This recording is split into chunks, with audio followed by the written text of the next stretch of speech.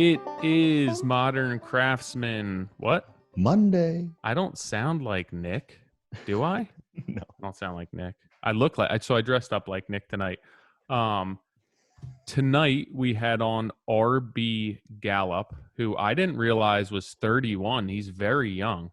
Yeah. Um it's crazy to think building a lot of houses when you're that young. So he was brought into a business that his family had started, his mom and his dad, and then went through the recession and kind of got back up and running, hired or brought in a business partner. They're primarily doing new builds now down in the Columbia, South Carolina area. And it was nice because I think that he came on kind of looking for input and questioned and wanted our opinions. We just kind of did what he's doing and offered some suggestions, and hopefully it was useful for him and hopefully it'll be useful for you guys. It was a great combo. How to grow, how to control growth, and how to not lose control of your projects. Yeah. So hope you guys enjoy it. Nick will be back next week. He's not on this one. Thank you guys. Yeah, give us a little background on what you guys do, because it's a family company, right? Yeah, it's a I feel like family those company. always intrigue me because I just want to kill my family whenever they're around me. But I kind of Well, want to dig into who you are, how you got into it, what you guys do, all that. sure. Yeah. Well, I was blessed. My parents are very smart, and they put a lot of work into starting the company. In 1995, they started what was then Gallup and Gallup. That was my mom and my dad. Um, in South Carolina, especially, there was a huge disconnect in custom home building. Builders weren't really client friendly, and designers were kind of hit or miss, and there was no connection between the design and the build process. And it wasn't a very pleasant, organized process. So they came up with this design build company to kind of fill that void. They came from a background of residential real estate brokerage. Was what my father did and my mom did, and started the company. And then I grew up working in it, cleaning houses, doing punch out items, running shoe mold. Then I got into some deck building and, all that good stuff in the summer in South Carolina when it was 100 degrees. But it was really a good education growing up in it. And I became a builder in 2010 and worked with my father and my mother, and she retired. And since then, Robert Lafitte joined us around the same time. He's my other business partner. He was a project manager in Columbia. We're outside of Columbia, and he managed some projects for us in Columbia. And we became Gallup and Lafitte in 2013. So your parents had real estate brokerage background, but they didn't have any actual building background at this point? It's interesting. My father did growing up with his father some, but he was never really called to. He never enjoyed carpentry, anything to do with how a house was built. He got into it for design. He started designing plans. He went to some classes at the local tech school, and was one of the first people in the Midlands to start designing plans on computers. Believe it or not, in 1995. Which doesn't seem like that long ago, but that was relatively new then. And so he started the design process and started working with builders. And through that process, kind of saw that there's better ways to build and maybe organize the process, and became a design build firm out of that. So he started as a designer and then morphed into design build. That makes sense, because I don't feel like that's the typical approach. I feel like it's more so usually you're a builder and then you realize that you want to handle that aspect of it as well. And I was thinking to myself, that's a huge bite to take if you're just going from like real estate brokerage, and then you're not just going to become a builder, you're going to become a design builder, where it's like, how the heck does that even happen? Yeah, he was designing houses, kind of piecing the clients with the builders and working as a project manager. So in some ways, I think it's how some architectural firms work up, where they manage the project. And it became double duty, where they were both doing the same job, or the builder wasn't really following through on his end. And that's kind of how he saw the need and started the company. I feel like it's I even keep hearing you talk about 1995, and then your mom retired 15 years later, and I'm thinking to myself in my head, 15 years from now, where am I going to be in business, or what I'm going to be like? That's a progression even within 15 years from not having any experience, taking the company off the ground and then moving ahead with it. That's a pretty quick clip. I agree. I mean, it is 15 years. But then, I look back at what I started at in 2010, and it's amazing to see. I feel like I've done so much in a short time, and I guess I have time on my side where I can hopefully build it up from here, Sure. Um, So there, if Nick go was ahead. on, I mean, the pace he's going, he's gonna be retired I in know, like 2 right? years, like in a good way. His wife has already retired. so if I could kind of like step back, like it seems like the company grew a lot. We recently hired 3 project managers. I say recently, this process started about 2 years ago, and we just hired our last one. We have 3 now. And before that, it was Robert Lafitte and I managing, building the houses, doing everything, all of the management. And sometimes, we were running 8 to 10 projects at a time, which I'm glad it got us to where we are now, but it was completely terrifying and so stressful. And I'm very thankful to have put in the effort, and he is too. But man, we were teetering on the brink of being stressed out every year. And Why was that a necessity to run that many? And I say that because I debate this all the time, especially talking to Tyler, who it's ratchets definitely down to 1. It's not a necessity. We're all conservative minded when it comes to business, and I think we were afraid to hire people. There was people we were hiring, or we were getting good jobs and the clients we wanted and going in the right direction, but we were really afraid to hire people, take that risk, take on someone else's salary, and maybe raise our prices. But if you're running 7 projects, oh yeah, you got to be either. I mean, the first 3 must be paying your salaries, and then the next couple are all profit in my eyes. And maybe we weren't doing everything to, charging as much as we needed to, and, fill in the blanks. There's probably some things we weren't capitalizing on that we should have, but it was a stressful time. And I would equate it to going up and down a mountain. Like, I would get stressed out and throw my hands up, and then I would kind of get some breathing room and say, okay, it's fine. We can handle this. I've got it. Suck it up. And Robert would do the same thing. And it finally got to the point where we hired the first person. He was like a little assistant PM to help us with punch out. And that was kind of the gateway to hiring some more people. And now we have a project manager on every job, and they're managing 4 to 5 at a time. And it's much more manageable, and I'm happy to where we are. But now we have to really drill down on the systems, because it's 3 other people out there representing our name. And I have a kind of a control issue where that freaks me out a little bit. I've got to figure out how do they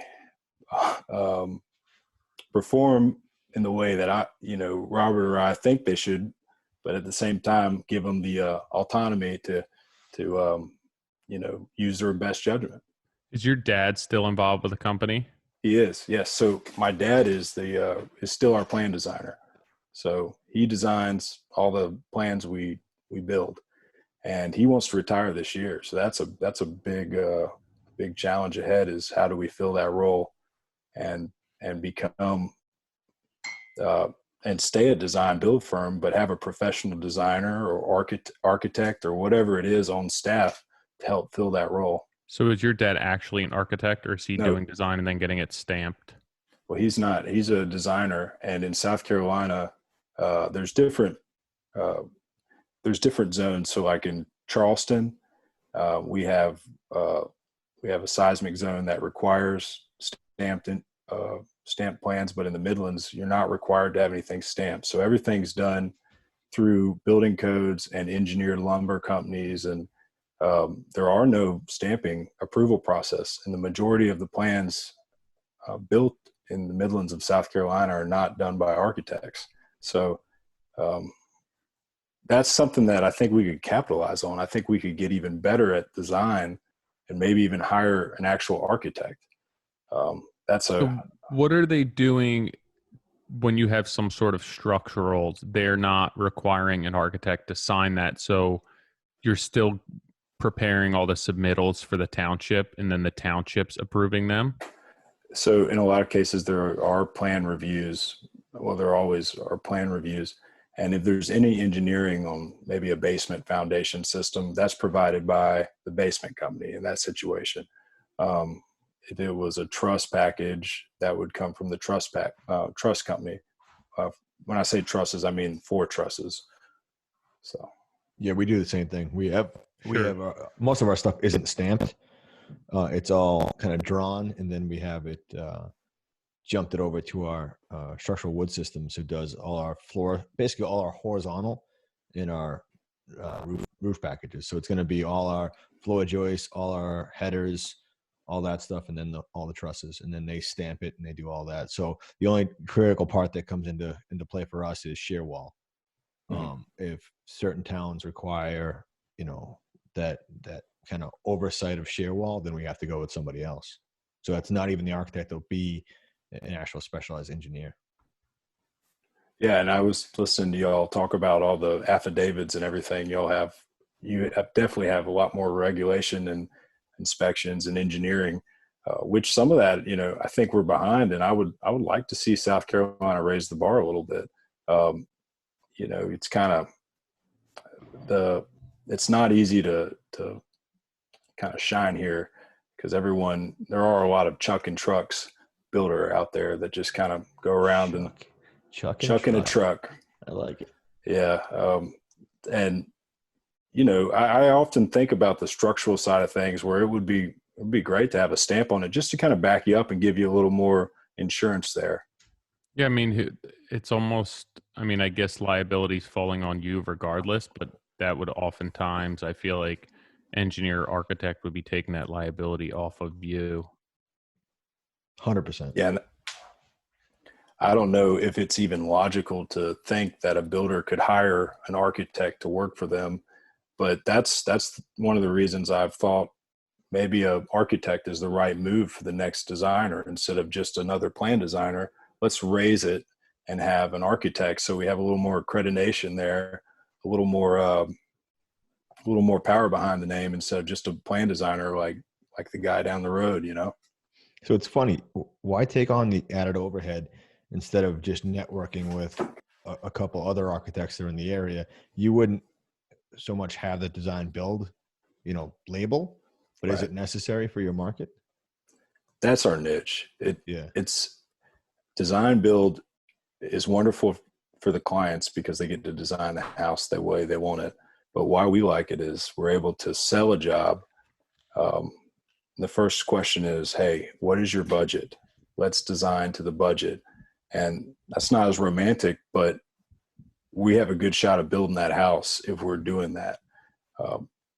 There are only a couple of residential architects in this area, and they only do the mega projects, really, really large projects. And a lot of times there's a disconnect between what stuff costs and the design. And we're able to build the majority of the houses that come to us out of design. So it's our niche, and it really helps us, load our deck and keep our jobs moving. It blows my mind how little an architect or a designer takes into account budget. I think that the good ones do, but oftentimes I'll have stuff come across the table where budget was never a consideration.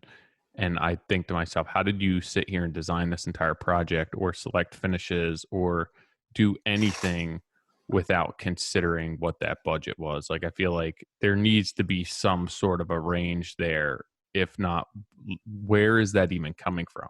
Just putting pen to paper and just making stuff up? Well, it's tough. Like, they can do this whole artistic liberty thing where we're trying to understand the family and how they work and all that. And then it gets really clouded. And honestly, sometimes it's like, let's just put it on somebody else to be the bad guy. Well, I just had a phone call where the customer got a hold of an architect and then was calling me to try and figure out if what the architect. So they first went to an architect, and the architect was like, "Yeah, this is my fee. This is what we'll give you conceptually, and then you can get a pricing from one contractor, and then if you don't like their pricing, that's when you put it out to bid." And I'm thinking to myself, that doesn't really seem like the right approach.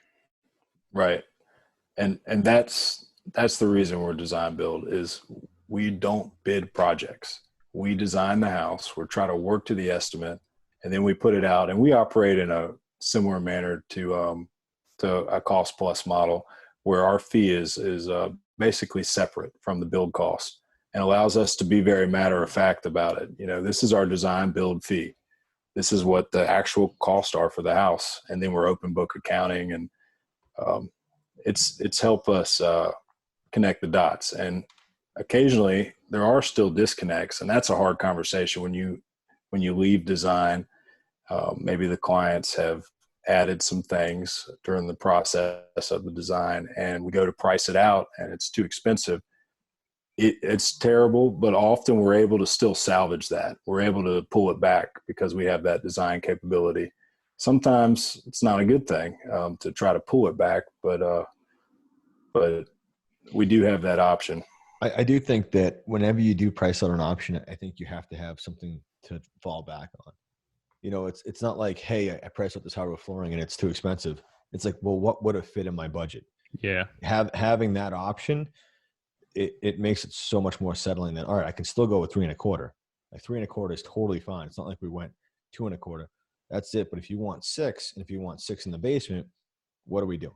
So it's like we had a client meeting just last week, and one of the clients said we went through the whole budget the second time. Through the whole budget, we've been working with them for about 8 months. No signed contract, just because I don't need a deposit, or just good faith. I'll put the effort in, and blah blah.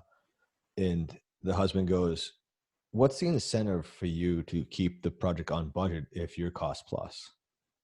And it was a great question. And I was like, honestly, I've never been asked that. I go, I don't know if it's a question for me to answer. I go, it's probably a better question for my past clients to answer, because everyone that gets asked that's going to say the same thing. Oh no, we're an advocate for you, blah, blah, we're all this stuff. But I go, it would just sound more authentic coming from somebody else. Because already they came to me, just like they call me and they go, hey, it's a 1-year wait for this property. They walked one of my spec homes, couldn't get into the next one, so they bought another property. We kind of looked at it, and there was a 1-year wait. So we've been kind of working our way through the whole design. Their architect did the whole design. Then it came to me, and it was just like, all right, the budget was, same as the spec. This is not the same as the spec. And the other question I got a question today was like, how does it get so expensive? like what's the one thing? Yeah, it's like, what's the one thing? But I said, what I find a lot of is in our semi-custom, lower end models, the window packages are much smaller. So as soon as you go custom, it's the size of the glass. It's, you have a 10-foot ceiling height. To compensate, you're going to have 8-foot high windows. You can obviously scale that down, but for it to be proportionately correct, we'll do it that way. So your windows get bigger. So our jump from like a normal house, it's, semi-custom entry levels, like 30 to 45,000. The next step is probably 80,000. And then the custom ones we do are $100,000 to $200,000 window packages. Like that alone, that's a massive jump. And is that a comparable amount of windows, just sizing changing?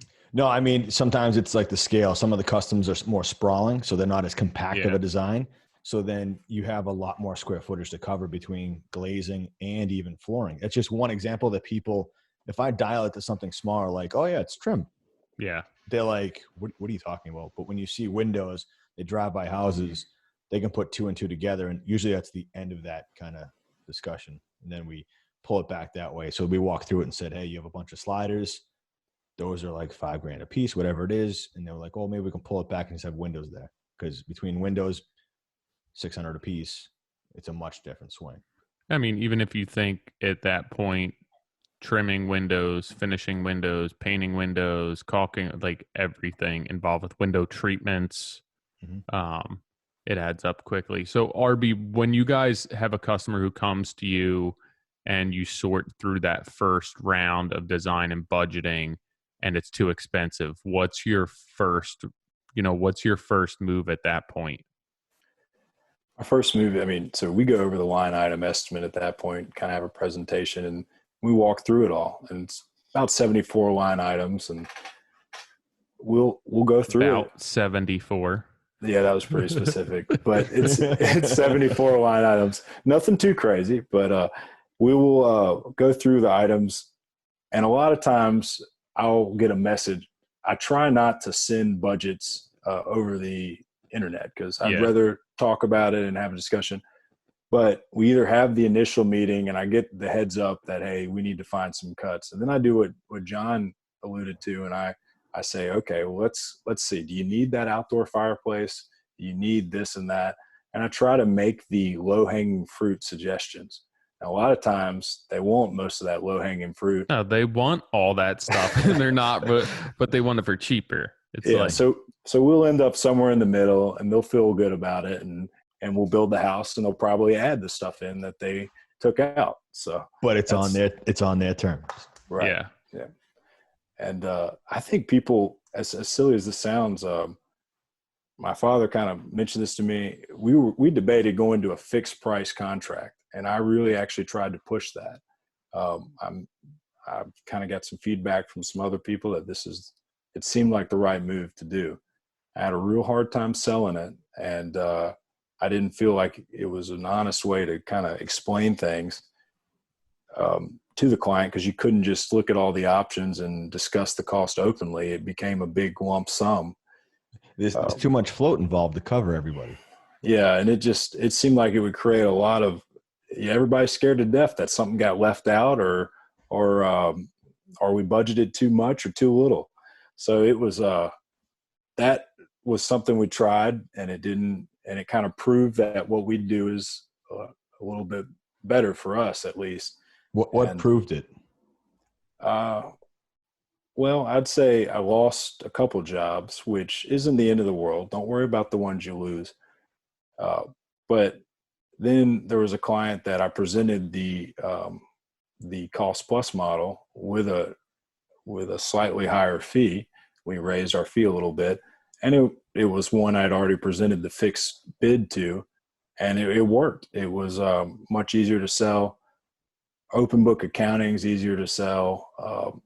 It's just, I like the idea that your fee is separated from the build cost, and they know exactly what they're paying you, and you're not motivated to try to cut any corners or use any lesser materials when they're not paying attention. But on the flip side is, like, if scope creep doesn't get involved, you get actually, rewarded for it. That's true. And so we're not cost plus, we're a fixed fee cost plus, which definitely has its cons as a business. We don't capitalize on a lot of the upgrades like you should. But it's also, it's very honest. And when people add to their selections or spend money and maybe we have a little overage in framing at the same time, it's easier to kind of be level-headed and kind of take yourself out of the equation and say, you're paying us just for the fee, and these costs are what they are. How long has this been your model? It's been our model since we started building houses, and I pushed to try to change it after, that old saying, if it ain't broke, don't fix it. But after years of success. Yes. The young pup comes in and goes, let's change it. Well, I went to have you ever heard of Builder 20 Group? Oh yeah. So I became a member of Builder 20 Group and went there, and I heard that, a lot of people talking about this is the way to do business and capitalize. And no doubt that you can be more profitable on the fixed cost model. But for us, I like the transparency. I like the relationship involved with our model, and and it works well for us. When your parents started the business, was it they weren't building new houses at that point, or were they doing remodel work, or both? They were mostly building new houses. They started remodeling actually in about, I think it was 2007, right before the recession kind of hit South Carolina. It was real bad here around 2010. So that So kind they of got helped. into the remodel market before the recession started hitting. Yeah, it just kind of happened from referrals, people wanting work done, and we got into it and diversified there. But recently, we've been mostly shying away from any live-in remodels. So we'll do a whole house remodel if you don't live there. We'll do an addition if you don't live there. But we're primarily a new home builder and a remodeler if it's an entire project where you're not occupying the space. Tyler, I don't know how you do it with the live-in, and I would be scared to death to remodel houses around people. But you have a level of control where you're really keeping your sites in top condition. And we've tried it, and it doesn't work for us. No, and I think that's why a lot of people transition to that, because it's a difficult spot to be in and make money if you start giving up control. And I mean, it's every little thing. It's down to the electrician, it's the end of the job. And I let my electrician in, who's been with me for a couple jobs, and like think that I have the leash tight enough and that he understands. And I go in and he probably created a day and a half of work for me at the end of the job, where like the customer's complaining about it and everything else, and multiply that times 10 times 15, and it's just a huge headache and a time crunch. And I feel like it's costing you too much money, especially with the homeowners there. So I think that a lot of people end up scaling and doing full, larger scale remodels. It's closer to a newer construction build, and I think that the process is more similar. There's a bigger margin for error for sure if you're treating it like a new construction site. If you're coming in and surgically remodeling a kitchen and a porch or whatever it is, you have to really treat that differently. How long do most of what's the average time on your projects, Tyler? Too long, usually. How long do you move in, Tyler? So what ends up happening is, like, we get there and then we start work, and then the customer's like, well, this isn't as bad as we realized, and then they want to start adding things, and then the scope changes, and then money on, like, ours is mostly fixed fee. They start seeing, oh, well, like, maybe we can add this, or we didn't have the change orders that we anticipated, that everyone told us we need 15%. And then they'll start changing things towards the end, which drags the job out, which is something that I kind of need to figure into my business structure. But I would say, I mean, we could do a handful of jobs a year, and I'm fine with that because of the way that I'm structured, and that I'm only on one job, and that we're self-performing so much of the work. But I feel like a job for us could be anywhere from 6 weeks to 4 months, depending on the scope and how much is going into it. Yeah, I think you probably turn those a lot faster than I could turn some of the remodeling projects.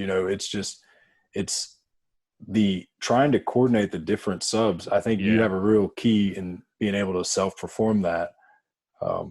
That's the problem we had with remodeling is it's almost a business, I think, better tailored to having your own crews or your own self-performing company. It was very challenging to line up all the little subs, just like we would build a house. Yeah. And a lot of finger pointing and back and forth on that. Yeah. And I think that one advantage that I feel we have is that when things go, like, for example, the cabinet I just built, I didn't intend to build that cabinet. Our cabinet company shut down before we ordered the cabinet, backlog of cabinets. Even, like, as far as tile getting set. We can hold off on sills and thresholds or install them after the fact, or wait to put a piece of trim in until we can get the tile or the countertop in, where typically with you guys, it's like trim guys are there, everything goes in, and then it's either ripping that piece of trim out or the countertop guy's struggling. It ends up costing me a little bit of time because we're not necessarily going in and doing all the trim at once. It could be most of the trim and then setting back up to do a little bit more. But I feel like that gets us a final product that a lot of people can't compete with, because if you have a sub coming in for tile, he's not going to come set back up to do like the sills or the threshold in the door later, or, hold out two pieces of tile. Your trim guy's going to or he's going to have to scribe his tile around trim, or which I think it allows us to execute at a different level, but it also adds time to our jobs. Just because we're setting up multiple times, where it'd be way easier to just come in and be like, hey, we're trim guys on this job. All we're going to do is trim, and we're going to do all the trim that's in here. And then when it's time to do tile, we'll do all the tile and just work with whatever the trim is. And if it doesn't wind up being perfect, whatever, it's fine. And I think that's what we run into a lot. But even with John you did a couple bathrooms recently, right? Smaller projects. Mm-hmm. And I think to myself, on a job like I'm on now, there's 2 bathrooms, but at the same time, think about the trim. I can't just throw guys at that. So if I were to subcontract that out, it's not like I can put 6 guys in that and bang it out quicker. They'd just be running into each other. So it does wind up benefiting me to have 1 or 2 guys there, and we can kind of work at our pace, where numbers at that point aren't necessarily going to get the job done any faster. At least I'll keep telling myself that. But is there longevity in that system? As far as like for my career? For you and like your body and age, doesn't age kind of creep into that in the efficiency? And yeah, probably, but I feel that my body, to some extent, I do better dealing with and coping with than my mind. So I think that I bring something to the table with my mind, and the way that I can see a job from start to finish and plan for a job. But at the same time, I don't do well with the mental aspects of job, whether it's dealing with customers or dealing with people on the job, managing personalities. I don't think that stress for me. It makes me anxious. So it's the type of thing where if I were to scale, take the bags off and manage more and deal with that, maybe I have a heart attack when I'm 50 instead of it's my almost body healthier for failing you on me. Yeah. Right. Like, yeah. And I don't know. I could see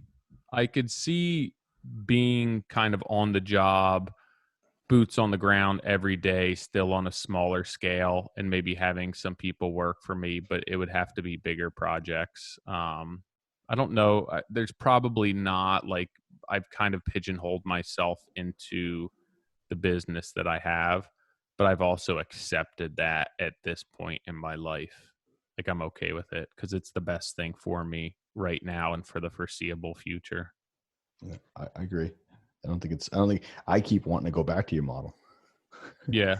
I mean, you're executing on a level though that, I mean, we would never dream of, it's just, it's an artist versus a factory, I mean, I hate to use that word, but I mean, just it's true. At some point you get into production and coordinating and scheduling, and you're actually, out there taking it from step A to B. So yeah, but when it comes to that, for you to look at a job like I'm doing and price that with your company, you may not be able to make money at the same price point that I can make money, because I don't want to do drywall, but for me to leave and get somebody there to do drywall, to have to get into the house, let them in, clean up after them when they're gone, make sure that everything's good with the customer, I can't really go do another job within that time frame. So I'm just there. My schedule keeps moving. I'm always working. All the money is coming into our business and not a lot going out. So I can make money on jobs that you guys couldn't make money on. Right. True. It's good and bad. So I mean, RB, well, sorry, go ahead. I see a lot of what you guys do, and the grass is always greener, right? You know, not busting my balls and having day in and day out being on the tools and then having to unload the truck. That looks nice. But then I think about, you know, I have a few days on each job where I'm doing that, and I walk into my electrician, like there's scuff marks on the wall 3 feet below the wall sconce where I'm like, I don't know how there's not even enough wire to drag that thing on the wall down there, but somehow you did that. No, but I think what you trade for that pickup and you know, setup and whatever, you trade that off with paperwork and Yeah. communication that can burn more time and effort. Yep. Altogether, a system like that, Mm-hmm. you know, trailer, box truck, whatever you got. Mm-hmm. It's true. I don't know. I don't know what the answer is. I just keep going. It's working for you. Yeah. I mean, I feel like I just keep going day by day, and when a change has to happen, a change has to happen. You know, I have somebody new now that like makes me think that certain changes and certain things could happen, and I'll just kind of take that as it comes and see what happens. But it's positive. All right. That's good.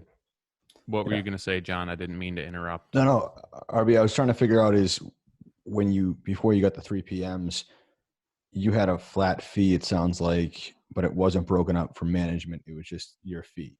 So it was that's right. Overhead and profit. Everything was kind of bundled into that fee.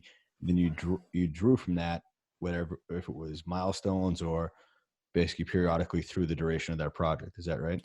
Yeah, we'll break it down by, if we think it's going to be a 10-month project, we'll break it down by 10 payments, you know, so divide it by 10%, and that would be the payment per month. Now, if we had a stop of work, we would slow that down, but it's just listed as a payment with all the charges. You know, when the homeowner gets the statements every month, they would have our fee at the bottom as well. So the same thing I asked Tyler, like maybe last podcast, the one before that, is why not break out management and then have, like, you could break up management, designer, because I'm guessing here, but I feel like the designer takes, I think in a DM you and I said that you had 2 designers that were 1099s that would then probably take them through the selection process. Like those could be their own individual draws, so you're not pulling from that profit and your construction, your company costs. Right. And I don't fully understand how to do that is one thing. You know, when you mentioned your management fee was outside of your build fee, or you were explaining that to me, I like that idea. I just don't quite understand it, but it is. I also worry that if we're selling people in a turnkey system, that this is, you pay us a fixed fee for everything. It's simple. But it's the same thing as you said, hey, I wouldn't do a lump sum.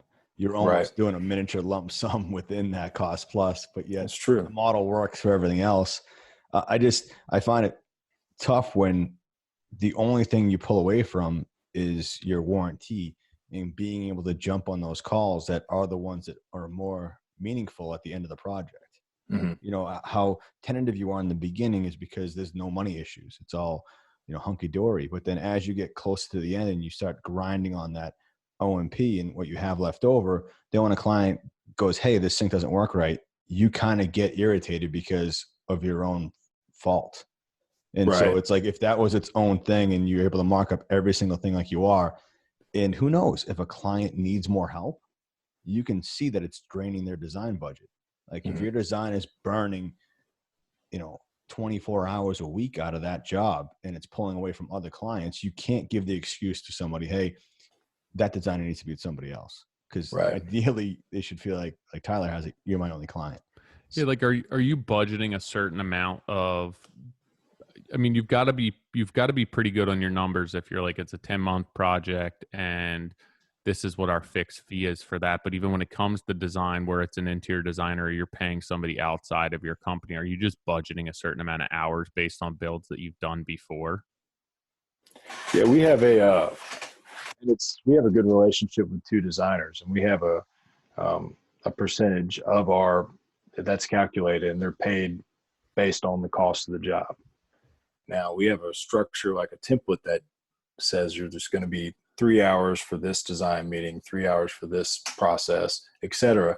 and we try to stick to that. Now there are clients that will end up making more revisions and whatnot. So I do think that's a tight line. We used to really work on the hours and try to budget it, but you don't want to tell someone that they've exceeded their design allotment if we're sold them on if we're selling them on the design build experience.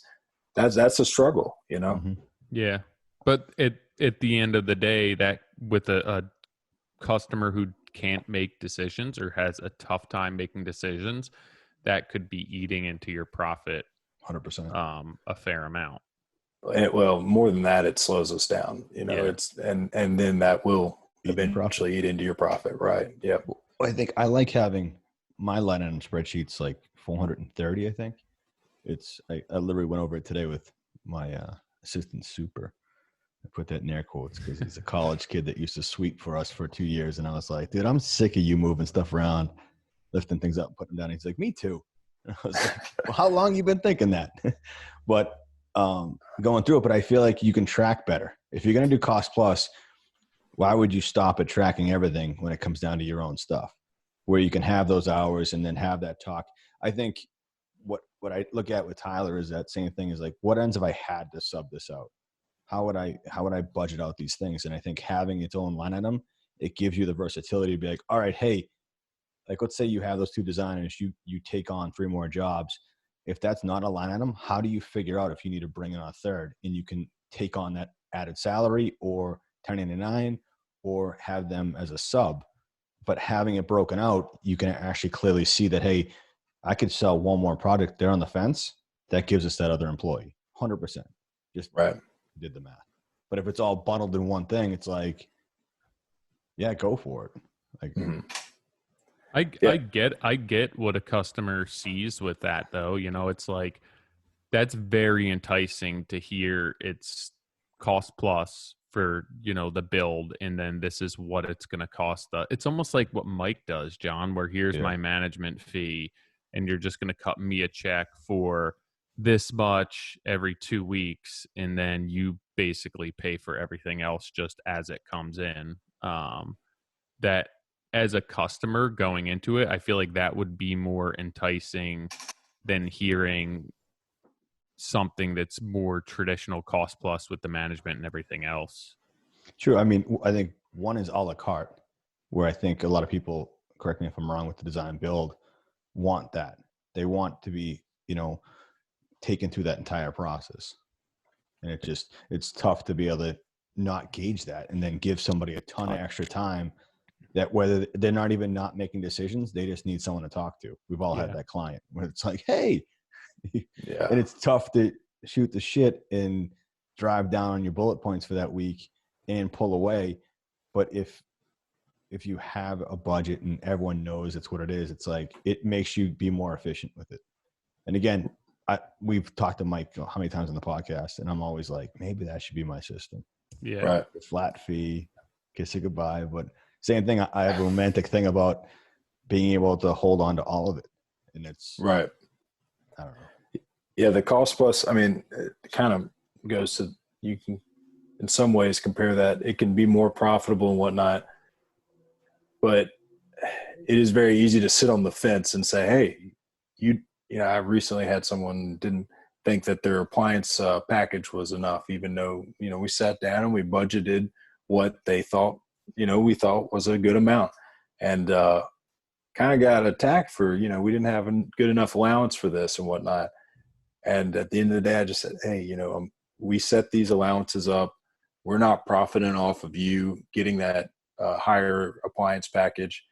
If you want to spend the extra money, go ahead and do it. But we have no incentive for you to do that. We'd actually like to try to keep you in budget. So you kind of mentioned that. How do you sell that you're an advocate for the budget? And it does help us do that. You know, but you're also doing more work.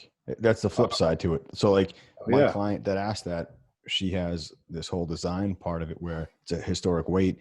And one of those things is they have to okay the landscaping going on the property.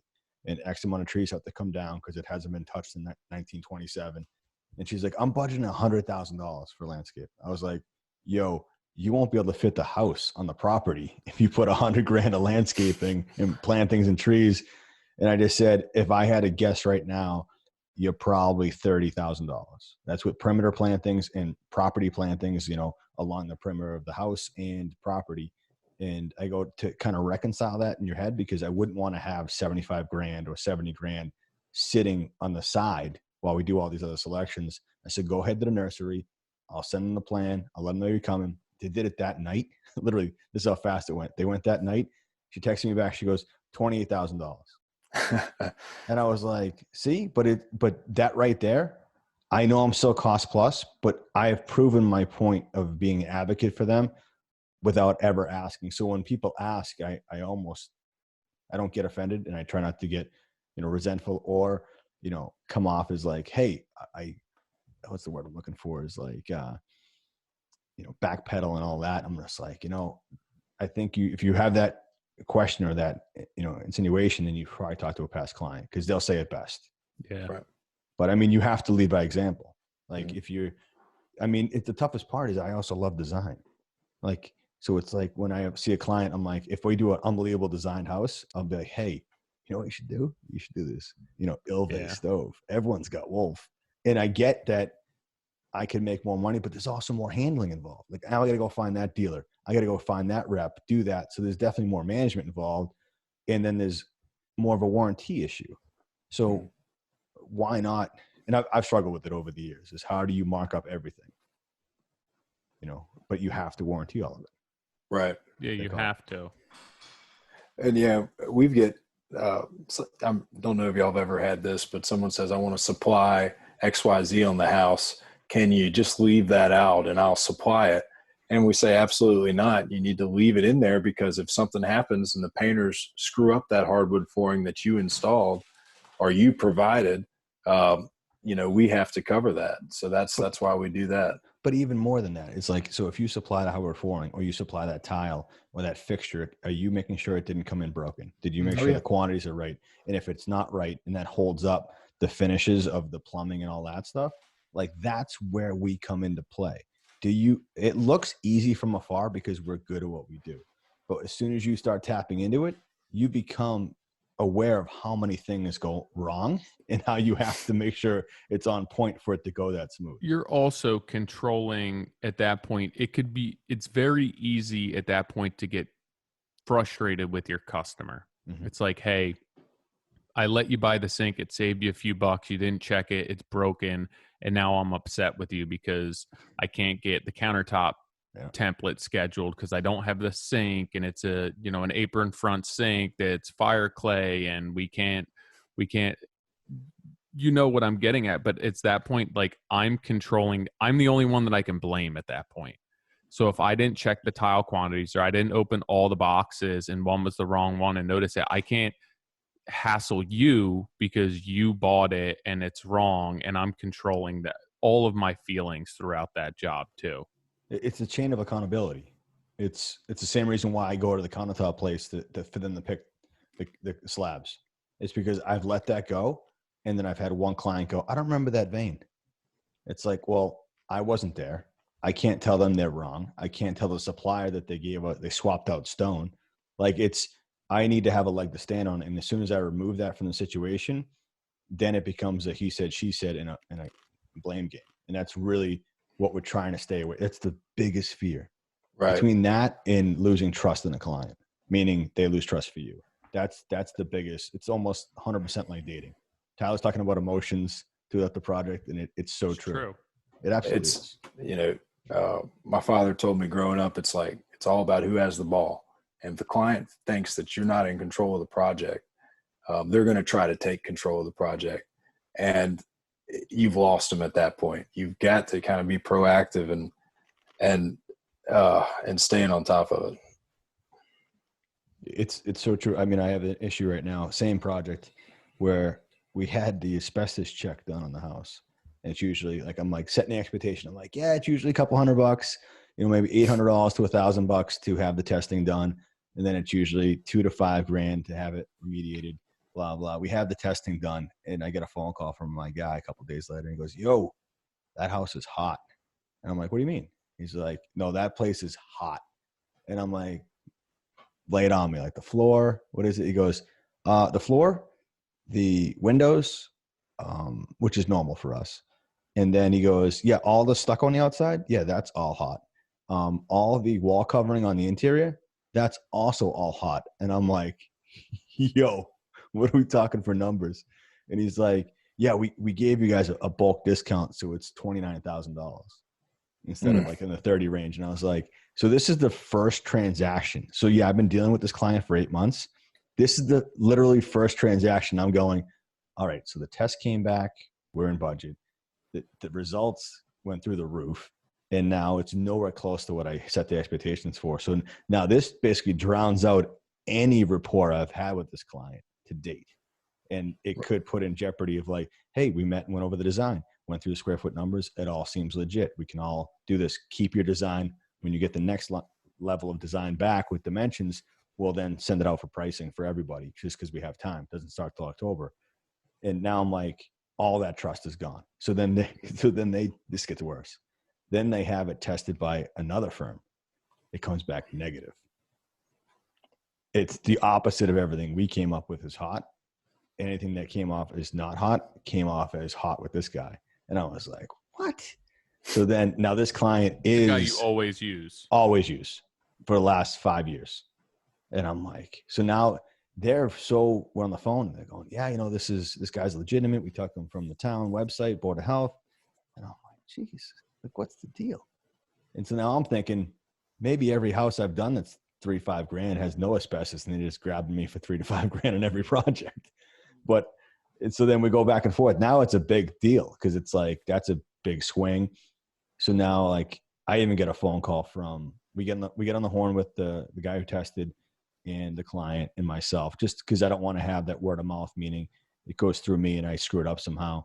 And I've never done that deep of a dive on asbestos. It's usually tiles that are, odd shaped sizes, maybe 7 or 9 inches in size. They're always, or the mastic or the windows. I even said it when I walked in. Usually these windows are hot. I go, that floor is definitely going to be hot just from what I've seen, but never to that extreme. And 1927 is an older house and it looks like a mason built it because it's all brick and then the stucco. So it's kind of all the same materials have been used throughout the process. And then they're like, we don't know who's legit. So now we set up a side-by-side testing, meaning both guys will test from the same location. And then we called the lab. The lab's reputable. She got in the home with the lab, the client, and then they were like, yeah, that's totally, yeah, we get it. It's all, legit. And then the second set of tests come back. My guy, everything's hot again. Okay. She called me today. She's like, we got results. I'm like, okay. And like, I kept telling her, I'm like, I want to get to the bottom line of this as well, because this is our relationship, meaning this is, if you have trust with me, and I want to get to the bottom line of it as well. And then she's like, it's also negative, all the tests, 4 locations, blah, blah. And I'm like, what is going on? And then, but the cool part was, like, I left out over the weekend. This all happened last week. We pop in and, it's tough that when it's your guy versus their guy, and so I was telling her, I go, I want to get to the bottom line of this, because that whole question of how do you get incentive from this? And I'm like, I go, I'd rather have this back in the piggy bank. And they texted me over the weekend saying, hey, we just want to let you know, we went to the house, played soccer in the yard and all this stuff. And we just want to let you know that, yeah, this does suck, but we're so grateful to have you along, as an advocate through this process, where it's not about me against their guy. It's about just getting to the bottom line, and they have somebody that they can use as a resource or bounce stuff off of. So they called me today and they're like, yeah, we have both positive, both negative. So they both contradict. And she goes, what would you do? And I was like, I wouldn't mess with asbestos. I go, they even called the DEP. Like they went balls deep into asbestos. Okay. Like, and yeah. I'm like, I go, if it was a conversation between my wife and I, she would say remediate it, even if it was $28,000. Because if you put that in the ground and you start mixing it up and you start moving soil around and you get a dog that starts digging whatever and turns this stuff up years from now, that's a huge sacrifice that you put on yourself. And it was basically, so they end up calling the DEP. And so you basically got tests back, side-by-side tests back that had both positive but like Yeah. So differing our results. 2 different labs, and they still differed, which is like never happened ever. And then you got both guys testing saying how the other guy's doing it wrong. Like, and I'm just like, how do I get rid of all the noise and get to the bottom line? So I said, I would hire a third party that has no idea what's going on with the house. Don't tell them any backstory, and just have them test freely the same way they would. And don't feel like they're the ones that are like flipping the coin to make it one way or the other. Let them do that. So actually the DEP is going to come out and review it as a case study side by side to see which way to go. That way we get back to liability. I'm like, I don't want to be liable that if this goes back to a landfill and now it's a bigger issue, meaning now instead of it being a certain amount of square footage that you're, accountable for, now you've mixed it all. You've mixed all the other debris from that house into this, where now the cleanup could be disastrous. And I'm like, so we're having the DEP come out, and she's like, you comfortable with that? So it's really cool in my mind is that conversation isn't like, hey, we came up with this scenario, we're doing this. It was more like I still had a say in the situation, which is how it should be throughout the whole process, both of us. And that was huge to me. Even though we have no money exchanging hands yet, this is all pre-construction. Right. Starting a project off with any unknown, and we've all had it happen. We have a lot of soils issues, and people are building on old lots that used to have houses, and we go to dig the footer, and there's a septic field in the house footprint that no one knew about. And it's not our fault. And it's not, the homeowner didn't know about it, but it's a crappy way to start a project to say, hey, by the way, here's some extra expense. And there's guys that do it that way on purpose. Like there's guys that go into it knowing what the issues are going to be and use the whole gray area of a renovation or new construction, knowing that they can then find the budget somewhere else, meaning they became a better option for the client because the other person may have shown all that, foreshadowed everything, and you kind of looked like you were the cheaper version, but you knew you were holding out on a couple of these other options. I just don't like having those conversations. I'd rather have them up front during paperwork, and you're really going to enjoy the whole process once we get into it. Because that's what you're worried about when this stuff happens, that now the customer's head's going to, well, this is just what they do. This is everyone warned us about. And you're sitting there like, no, this is everything I'm trying to avoid. But you're trying it's not even the money. Like at that point, it's just it's the trust thing. And you've spent however much time kind of courting that client. Like I just had the conversation with my client today where she's like, oh, we're going to have you back. Like you're never going to leave here. It's going to be, which I feel like I've never left there, where you're going to do the rest of the house. And it's like, that's nice that I don't have to date you anymore. Like, know what you're going to get and you trust me at this point, which it's at that point, I feel like at the beginning of the job, you're trying to make up for that the entire time, where it's like, well, I didn't intend for this to happen, or we didn't foresee this. So now how can I either speed up productivity or save them money here, or eat costs here, reduce my profit margin here, because now we're 29 grand in the hole starting this project before we ever even did anything. But I do think experience has a lot to do in the situation. Like, I think a lot of people go into it and go, well, that's unforeseen. And they use that as a huge out, where I remember when we did that first renovation that Benny did, how about them walnuts? I remember saying to them, I go, this is probably a $1.7 million reno.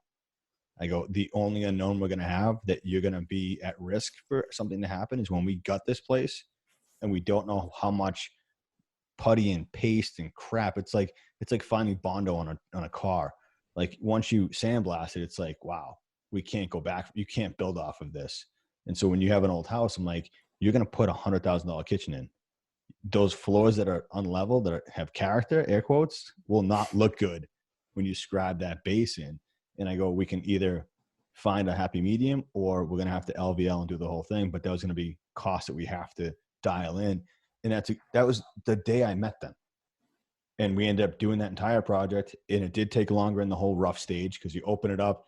We had to LVL, restructure everything, because other guys before us loved the craftsmanship and the curved walls. But man, did they butcher some post downs and just take stuff out that was like, well, it's old growth, you'll be fine. And it was a nightmare. So we had to build all that. But hey, when we're all said and done, we were like 1.7, 1.8 for the original scope of work. which to be able to walk through, I've always said it before. My old boss set the bar where he walked through a house with me and was like, that's $280,000. And I'm like, I'm never going to be a GC. I don't know what he saw, but now having a pulse on the numbers, I can walk through like that whole landscape thing. I'm like, you're crazy. You'll be 25, 30K and hitting it right in the head. That's the best feeling ever besides execution, but being that dialed into your craft, meaning how much things cost, know what they're going to be able to give people options in a confident way and then back it up a day, a week, a month from that with their actual hard numbers. That's what we do. That's what we make money. So RB, who's the budget guy in your company for Girl? Well, Robert and I share the responsibility. I do a good bit of the budgets, though. I end up sending them all out for bid requests with our subs and our vendors and kind of manage it on the pre-construction side. And he does some as well, but we both share the responsibility. We kind of split the sales. So whoever is the builder of contact will run that through the contract stage. And then that's typically the managing builder too. We always try to sit down and review our estimates before we present them to the clients though. And we can catch stuff that we might not have seen otherwise. Second pair of eyes really helps a lot. So, but that was something I didn't used to do. And it frustrated me as a project manager, not having a estimate that I could really work off of and having surprises. And I really wanted to dive into that. I enjoy estimating. I think it's walking a tight line of how do you give the client what they want and also trying to fit their budget, and that's a hard thing to do when you're cost plus and you don't have all the design selections made on the front end. And we try to show them options and educate them on, hey, here's what this kind of tile looks like. This is what quartz countertops are, et cetera. But it's a balance because you can't know what everyone's going to pick unless they have it all selected. I think, is he kind of trying to select all the finishes on the front end? Is that kind of his model? I know he's not on, but yeah, I think so. Yeah. And I don't know if you work like that as well. That's very appealing, but we kind of do it in phases that tie it to the construction. So it would be wonderful to have a manual and say, hey, here's everything, we're going to execute it. But a lot of times people change their mind as they go. At that point? Is it custom? Like, I'm romantic, I get it, but like, I want you to, like this client, again, same client, they've never built a house in their life. Like for them to make decisions in the beginning, the hardest part is how do you not invest too much time and money on a process that you don't know? Right. Meaning they might get into it and start doing the kitchen design with the architect or, let's say they bring in a kitchen designer, whatever it is. Maybe they do all that and then they walk in their space. Now they have this inclination to keep the original design because they've already spent X amount of time and budget into that design. So now that clouds their judgment when it could be a little bit freer going into that situation. And if you do that enough times, are they building their dream house at that point? And again, I see it both ways. Melissa at Veranda does it and all that. And I would love that. I think certain clients, I don't know if they have the bandwidth or the understanding or foresight to see a lot of the stuff. I've seen clients make tile decisions and then 3 months later freak out because tile gets delivered and they go, oh my God, what am I doing? And I couldn't imagine reproducing that for every piece of the build. Right. To see I know it's easier for us, but I think they would panic to see it come to reality and then try to make changes then where you're like, it's already ordered. It's already here. I wonder about the clients that really struggle with the decisions the way we do it, where it's tied. We're on rough ends. Okay. We're still talking your rough end decisions and they're made all the way up until we're putting sheetrock up because they're changing their mind, adding things, et cetera. What would that be like if we did it before that process, even before they could even walk the house? I feel like it's a change order at that point. I feel like since you've had everything dialed in that stuff, and then I think you're ignoring the point that it's crazy to have someone make those decisions that early. Yeah, I feel like rough in, I know that I'm probably an exception to that, but rough in is late in the game. Like your framing should be accounted for at that point for your rough ends and for your fixtures, and you do have wiggle room. But I feel like so much of that stuff should be sorted out at that point, just so you're not killing yourself and wasting your time and making changes that really are dragging you out and making people do things 2 and 3 times because the customer can't make a decision. Well, there's definitely a sweet spot. Like I know we did the big one and the designers came in and clients came in after we'd taken months to do electrical layout. I can't tell you how many electric changes. Once they did all the built-ins after the fact, we had to move so many lights and do so much patching that it was like, was that even worth it? And again, out of my control, where it was like, what are we doing? Where it's just, you see money flying out the window. So I get you, Ty. Yeah, I think that's something I would like to expand on in the future is if we have, we kind of hone in on that design where maybe it's not more all made at the front end, but it's more detailed and it's tied to a better schedule where we're not cutting it close ever. I hate being the one trying to get someone to make a split second decision because that's not a good place to put a client in and pressure them. So, Arby, what do you think? I don't know your market and I don't really know your area, but what do you think when customers come to you? Why are they hiring you guys? Are there a lot of other design build firms, or do you think you guys offer something with the experience or quality process that would make them choose you over somebody else? Number one, I don't think there are a ton of design build firms. And again, going back to the Chuck in a truck comment, it's pretty easy to stand out as an organized builder around here. And if you can, manage your projects and keep your sites organized and have a organized system that the client gets a good experience. I mean, most of it was referral based, our business up until a certain point, and it kind of has compounded lately, but you're only as good as the last house you built. And I think that's the key to it is the craftsmanship that we do have in this market, the system, and then the design build niche. And they all play to each other. I don't think you could have one without the other. If it looks pretty, but it's falling down, that's not going to work. So where are your referrals coming from other than your existing customers? Because you would think somebody of your scale or John's scale, it would be a lot of architect driven leads, but you aren't hiring architects. Your design is in-house right now. So where do you think a lot of your leads are coming from? I'd say mostly past clients, and they might see a house, see a sign, and then check us out on social media and follow us from there. And the process is open book and easy to sell. So I think if they meet us and they like our product, we're a little bit, we kind of stand out because there's not that design build niche, and we have an organized approach to it. We're not taking forever to build your house and going 10-15% over budget, like you said earlier. You do that a few times and the word gets around. That spreads fast. Yeah, that's what keeps me up at night. Yeah, I the internet's a wonderful thing, but it definitely opens you up. You're out there, and you've got to do a good job and keep your clients happy and taken care of. I feel like that's one of the most stressful parts of our job.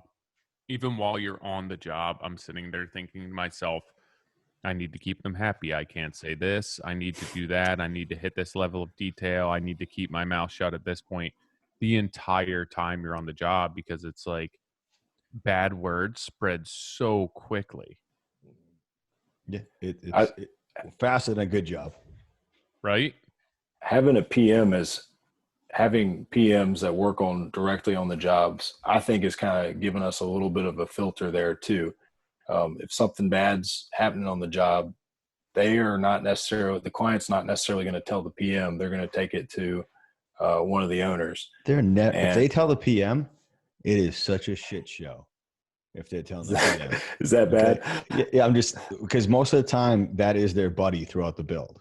So they'll Right. give that PM a little bit more love and a little bit more leniency. But if something goes awry, or like a budget doesn't hit, or something's taking longer, or something's not responsive, they're not going to do that with the PM. They want that relationship to stay true. So they'll go to you. That's what I say to people all the time. It's like a PM has, hopefully, depending on how they are, that bedside manner, they have one of the best jobs going because all the bad stuff has to still go uphill. That's right. Where did your excuse me, I'm eating dinner. What are you Right. eating? Any good today? Chipotle. Oh, really? Rachel Nice. brought it home. She had to go to the office I today. can't do Chipotle after 3 o'clock because I feel like they don't No. cook it anymore. Just reheated. That's fine. That's what I say to my boys. When did your partner, I know you said when, like year-wise, when he came in, but what was the decision to bring somebody else on? Robert has been a builder, I mean, I don't know, over 25 years now. He grew up in the industry as well. He's a second generation builder as well. He's older than I am, but he worked with his mother building really, I would say, big luxury homes in Columbia. So he was well known in Columbia, which is the capital city here. We're building mostly outside of Columbia, but we do projects in Columbia as well. So his partnership was kind of a move to capture that Columbia market, and he had a great name and reputation in executing high-end homes.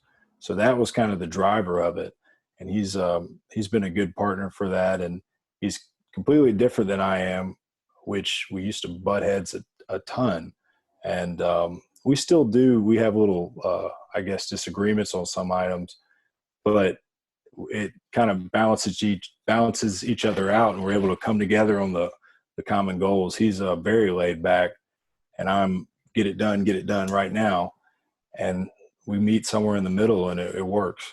Where's the big? Oh, sorry. All right, hold on, John. You can go after me. Did he approach you guys, or did you guys approach him?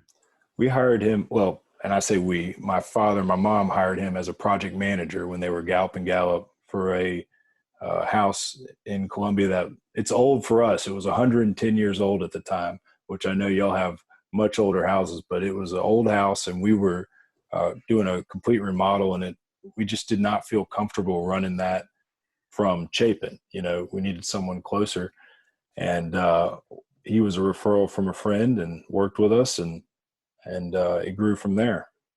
So you basically hired him to run that job, but he had his own company? At that point, yes.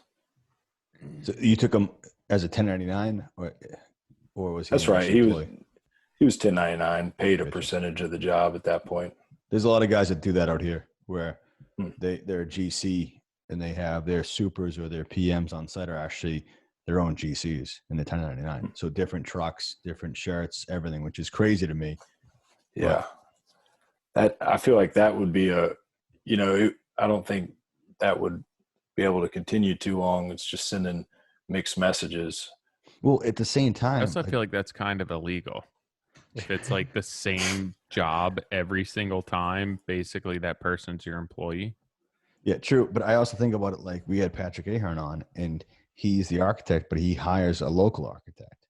So I wish Nick was on, because Nick was looking at that project in New Hampshire, and he was talking about bringing his whole crew up there, and banging that out. And we have a New Hampshire project coming up probably next spring. And I'm like, I don't know if I would.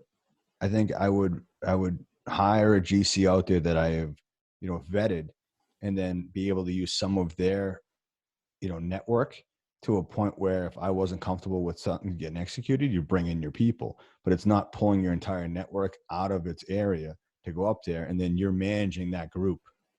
So I'm not going to hire GCs to run my stuff, but I feel like how far away is so that? difficult. It's probably 2 hours away. 2? Yeah. Yeah. That's too far. I mean, that's a tough sell, I would imagine. But I don't know, how close are y'all's projects up there? I mean, my projects we usually have everything in one area that's probably 8 minutes from each other, all the projects. And then we have some remote ones that are 40 minutes away from that central location. So that's about the range we're working in. About 45 minutes is about our travel distance. I feel like we have some markets in Charleston and Greenville, and Columbia is right in the middle. Those are both hot markets. They could be an hour and a half to 2 hours away, but I almost feel like that's a second branch territory at that point. You know, it's a completely different jurisdiction, different. I would worry about getting the subs up there is the thing I would struggle with. Well, that's what I'm thinking, is that if you hire a reputable, GC or, small firm that's like a Tyler, bring Tyler in for something like that. And then whatever he's not comfortable doing, I could bring my electrician, my plumber, that stuff. I think if you have the right amount of planning, we have a couple remote projects that are coming online that, as long as we have the right planning, that's the only, thing that is the hang up. If you want it done tomorrow, then it's not going to happen, because then there's no way I can confidently say we'll have the execution that you're hiring us for, or the experience at that point. I would say like it would be super confident. It'd be super difficult to confidently say that when you're putting so much in somebody else's hands. I mean, I know that's what you do every single day, but like it's scary, at the same time now, you're like, all right, I'm going to hire a separate GC and take their word that their subs are going to step up and do what I need done. I think you have to vet all those guys. I think you have to walk all those projects. And same way, I used to do that for every single sub. I used to walk all their projects and pop in and be like, hey, let me see one that's closing out. That's when you really get a true understanding of who people are and what they are, is not in the beginning. It's like even a PM. Like, let me go interview you at your job site when it's closeout. Yeah. That's the best, is when you have client visits at your current project when it's closing out. The clients are like, is this really how it is? Like, yeah, the client's here, we're chilling, this is how it goes. And it brings so much more relief. But Tyler, to your point, I don't think it works by taking your entire network out of your area 2 hours and trying to make it work that way. I think you need to expand and have, like, I don't think it's a GC. I think it's more of a lead, meaning they own or operate, carpentry, whatever it is. Maybe they're the framer. They have that where they're vetted and you can dial it in. I think you might get a superior product as well, where it's not someone driving up there 2 hours, busting ass to get something done to get home.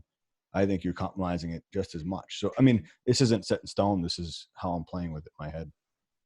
No, for sure. And obviously that person knows that area, has worked in that area. Even as far as logistically, it makes things a lot easier. I guess it's just the control issues that I have where I'm sitting here like, not only would I have to trust subs now, I'd have to trust somebody else's subs. But here's the other part. Here's the flip side. This is the flip side. Like when you say you're going to hire people, like if I said, hey, I'm going to have an assistant PM, whatever opportunity, I'll get a lot of people from out of state, a lot of people, because now think about it. Imagine you're up in New Hampshire and someone's bringing you a fully vetted project designed to the T's and the budget's strong. That's a prime thing for them to take handle of. It's like, this is like, shining light moment. I get the right thing. I get the right people. I don't have to worry about the numbers. I just got to send invoices in. I mean, it could be a win-win on both sides as long as it's done right. RB, how many jobs did you say you have going at a time? We keep about, I would say, 4 to 5 per project manager right now. So somewhere between 12 and 15 at a time. 12 and 15 new builds. Mm-hmm. Correct. That's crazy. Yeah, we try to start a job every month if we can, is our goal and what we try to set up for. And we try to finish a design within 30 to 45 days as well. So how many subs do you guys have, when you're coming to your customer with budgeting or refining budgeting for them and you're pricing this out? Are you pricing it with 3 subs? Do you have a handful more that you're not always getting numbers from? I would say, that's both. We have 2 to 3 in each category that we work with, and some we have I would say a main sub and it's our go-to, and maybe another for when the guy can't handle the bandwidth. But we get a pricing on the front end on all the jobs to try to, again, keep everybody honest and organized. It's not necessarily that we want one person to do this, or that we don't want one person to do this job. We might have it picked out for a certain trim guy, say that this coffered ceiling is going to require a lot of attention to detail, but we want to get at least a bid from him and make sure it's competitive. So when you have 3 project managers that are running 4 to 5 jobs a piece at any given time, how do you know that you're not overloading them, or how are you guys, even as far as custom builds? I feel like to have that many projects going at once for one person on any sort of custom build, my head would explode. Like there would be brain matter all over the ceiling. Yeah. And I think we're in a better place than it was when it was just owner operator, Robert and I managing them. You know, if we were doing, I mean, the number, like I said, it was 6 to 10. I said 8 to 10 earlier, but let's say the happy number was 6. It was hardly less than 6. I'm doing that. I'm doing the sales. I'm doing the estimating. I'm doing everything. Now, Robert and I are managing the jobs and the project manager, and the project manager is handling the day-to-day stuff. So we feel like we're giving them more attention. And I think those numbers are, I don't think that's a very big number for custom homes, at least in the scale we're doing. Most of our homes are in the $500,000 to 1.5 range for the house only. And that's a different number than what y'all deal with in the Northeast. I understand, but there's some larger houses here as well. So we're kind of in that sweet spot where we're not building the crazy builds all the time. We might do 1 or 2 of those a year. So what do you think, John? I mean, how many, you've been a project manager and now a builder. What's your number sweet spot? I mean, I think I want to blame every company I worked for to be the mentality I have now, where when I let my company go the first time and I became a PM for somebody, I was running 3 to 5 products for them. And then the other PM that they hired broke his leg at like 30 something. I'm like, how do you break your leg at 30? He was skateboarding. And so then he was on bed rest with a cast, blah, blah. So I took on like all 10 products we had and I hammered it out. Like I accept those challenges, but what I don't realize is what's right. You get me? I had a rule about hitting every job every day. So whatever it was, I want to put eyes on that, close them out on the way back through. And I did that and I killed it. And that company took advantage of my effort and hard work. But that's what's been in my blood since the beginning. So that's all I know. So now it's like the next company I went to, I was running projects, then I went more into the director of operations part, where we did the simple math that if a guy has 8 hours a day, if we split a project 3 hours to each guy, the company's making money on that extra hour. They're on salary, so they'll work longer than that. So the benefit's actually greater than that. But 3 products was kind of the max, because beyond that, dividing one guy's hourly time across more projects breaks down to 2 hours a day, 1 hour. How efficient can that be with drive time in between? So that's what we did there. And then I left that company and then ran between 5 and 7 builds at once, not being a director, but being the guy on the ground. And again, I don't think it was as efficient as what it could be. Of what I think now is we need to have a superintendent on the job site that's basically managing, who's on site every day, what's happening expectation wise, is it hitting the schedule? Is all the stock ordered? Is it getting returned? Is it getting laid out? Doing all those fundamental aggregate things that really speak to schedule and accuracy, and then taking away the money and the client relation and that stuff. I mean, the client can definitely still walk the job and talk to the super, but the PM will be that 1,000-foot view dealing with all those things and making sure that super and stuff's getting done right. If we need to then bring in another tile crew for that job, that may not be the super who realizes that. It might be the PM and super together, but really dialing those in. And they're only, Tyler, you and I talked about this on the phone, they're only managing 2 projects together. But if I have an assistant assistant PM and PM, the values for those people's salaries will be too high to only spread them across 2 projects. So trying to find that. I think that like having that super planted on, if you could, ideally, if you could plan a super, and it would depend on the build, but if it were a custom build and you planted an experienced super on there every day that was working alongside of your subs, or if they needed an extra hand, like that was just the cost of the build. And then you could split, a PM between multiple jobs, I think, to hit. And it all depends on the project, and it depends on the level of execution that you're going for and you're getting paid for. But in my head, that's the only way that you can get stuff to the day to day, hitting that level of execution, hitting those details and that communication and the correspondence and everything between subs and the actual design. I feel like that entails having somebody on site for 8 hours a day in the work, which would be a super. Agreed. It's just trying to find, the hardest part is finding, you already have work sold. Yeah. So what is the formula based on the work sold, and not having to take work to make the formula work for an employee? No, you would have to structure that moving forward and probably eat some while you're starting that process, Yeah. And I do also think, like we talked about before, is that I like taking it from the ground up and not having a PM and then filtering in that super, because they're both critical. But I can take on more of the PM role, and we will, because like, we've talked about before, is that how do you not manage a project, but the client is sold based on you? Like Tyler, they get you all the way through. But Yeah. and they get me all the way through right now, but at some point, for me to have this company and be able to pull back and just be more of the company, like sell projects, get more organized, do the website, do all these things, I need to pull away from the job site to build the company. And now we're 2.5 years in, that needs to happen. We have the people, I have the trust in the people we have. So now I can actually pull back and have confidence that if there is an issue, it won't be hidden, it won't be buried, and it will be brought up, and they have the best interest of Vintage in mind. So do you guys, you don't have any supers on site right now, RV? No, well, we have, oh, sorry, yeah.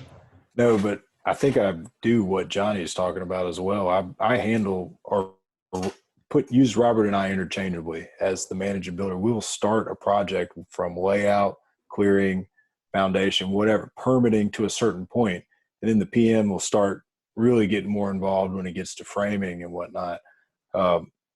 So yeah, we couldn't, the level we execute in as far as what the market allows, at least the houses we build and are able to sell jobs on, we couldn't afford to have a superintendent on each job. I mean, that just is not a possibility. And what would they do when you're finishing sheetrock for 3 weeks and they're doing the basement, which takes 5 weeks, But that is the mentality of what you've been brought up. I'm the same as you, is that, hey, when they're pouring foundation, I mean, you don't need to be there. You don't need to, I was that GC when I was younger, is that if we were framing, I would be the 11th framer. If we were pouring slabs, get me my yellow boots. And I love that, but I had to do that because I had to get respect from the guys because I was young. That's how I thought. But now that it's also like, that's where it all starts. And like that sets the tone for the entire job. That, I mean, even if it's drywall getting done or this or that, maybe it's realizing that, hey, this didn't get cut out or this was supposed to be here. nothing gets buried. Yep. Yeah, like if you were mentally in that, or you have somebody there who's even just ensuring that things are getting done, and they're gluing every sheet and there's less callbacks at that point, or the bridging is in place. I think it depends on your market. I'm not saying that this is the thing for you. I guess I'm kind of relating it to the jobs that we do, and even guys who do larger scale remodels near us, and thinking like the business plan, or even looking at it myself. If I didn't actually partake in doing any of the work, I could easily fill each day being busy on site without a tool belt in, coordinating everything that was going on, even on smaller scale jobs. 100%. And there'd be downtime and everything else like that, where I think that, there's things that could get done. But I think to truly kind of hit what you're trying to hit and like to make everything go as smoothly as possible, it would be so easy to throw one person on the job. But the improved accuracy, like you're saying during drywall, you could do your own takeoffs for all the trim. Sure. Dial it 100% in, tile layouts, make sure you know delivery when it's already there. You're super organized. Is lighting there? Hardware. You're drilling in all those things that you're taking on as you go, but maybe they're just reminding the PM, hey, what about this? What about this? Is this good to go? Are we good on that? Hey, I walked the house. That light looks awful. Yeah. Where it's going to be. And those small little incremental things that get corrected at that point would save us instead of it being plastered and ripped apart. Well, and I think a good PM should do that regardless of having a superintendent or not. I mean, I don't see the I mean, I guess I'm struggling to see why.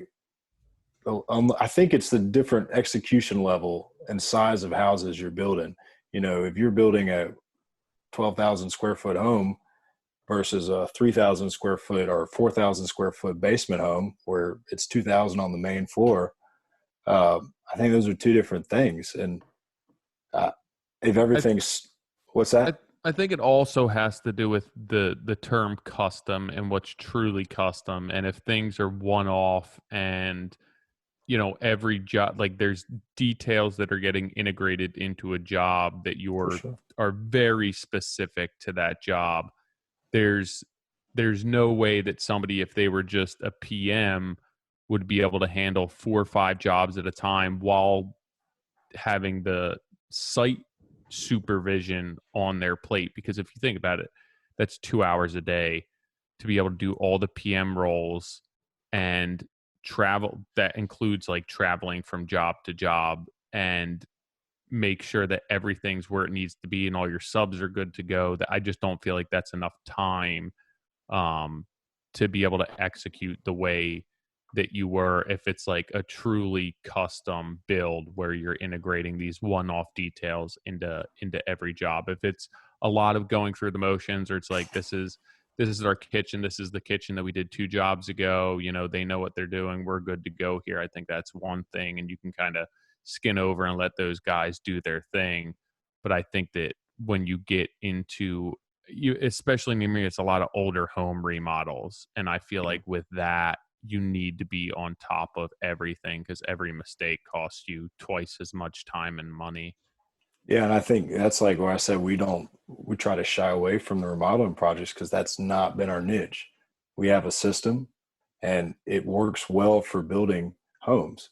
But when you try to work off of a 100-year-old house, like you said, and you're not there self-performing or watching the guy do every move, yeah, definitely open yourself up for lots of room for error, for sure. It's even like tying in an addition to an old house where the existing house isn't level, square, plumb. What do you do? Do you make your addition? You know, there's a lot of judgment calls there where it's like, well, that's on the framer. I'll let the framer do that. And then you come in and it's like where your addition